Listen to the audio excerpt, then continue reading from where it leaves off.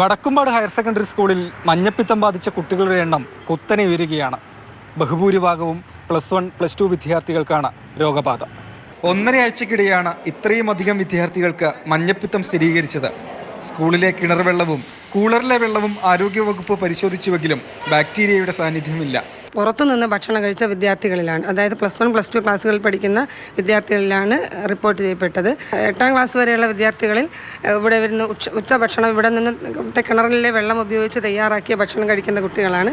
അവർക്കാർക്കും ആദ്യഘട്ടത്തിലൊന്നും ഈ രോഗത്തിൻ്റെ ലക്ഷണങ്ങളും റിപ്പോർട്ട് ചെയ്യപ്പെട്ടിട്ടില്ല. ഈ ഓണാവധി കഴിഞ്ഞിട്ട് തിങ്കളാഴ്ച സ്കൂൾ തുറക്കേണ്ടതാണല്ലോ.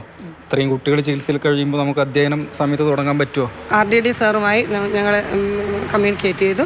അദ്ദേഹം നമ്മുടെ കുട്ടികളുടെ ആരോഗ്യവുമായി ബന്ധപ്പെട്ട വിഷയമായതിനാൽ ഇവിടുത്തെ സാഹചര്യം എന്താണോ, കൂടി വരുന്ന സാഹചര്യം ആണെങ്കിൽ സ്കൂൾ ഒരാഴ്ചത്തേക്ക് കൂടി തുറക്കുന്നത് നീട്ടുന്നതിൽ കുഴപ്പമില്ല എന്നാണ് അദ്ദേഹം അറിയിച്ചിട്ടുള്ളത്. സ്കൂളിന് സമീപത്തെ ഭക്ഷണശാലകൾ താൽക്കാലികമായി അടപ്പിച്ചു. ഇവിടെ നിന്നും വെള്ളത്തിൻ്റെ സാമ്പിളുകൾ പരിശോധനയ്ക്ക് ശേഖരിച്ചിട്ടുണ്ട്. എവിടെ നിന്നാണ് കൃത്യമായി എന്ന് പറയാൻ കഴിയാത്ത അവസ്ഥയുണ്ട്. എന്നാലും സംശയിക്കുന്ന സമീപപ്രദേശത്തുള്ള ചില ബേക്കറികളിൽ നിന്നൊക്കെ ഭക്ഷണം കഴിച്ച ആളുകളാണ്, കൂൾ ഡ്രിങ്ക്സും ഭക്ഷണം കഴിച്ച ആളുകളാണ് നാം മനസ്സിലാക്കുന്നത്. ചങ്ങരോത്ത് പഞ്ചായത്തിലെ 19 വാർഡുകളിൽ 6 ഒഴികെ എല്ലാ വാർഡുകളിലും രോഗബാധിതരുണ്ട്.